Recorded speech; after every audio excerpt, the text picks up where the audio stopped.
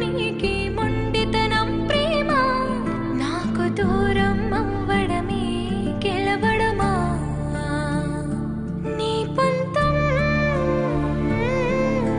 నీదేనంటావే నా సొంతం అయ్యేదారున్న కనబడదంటావే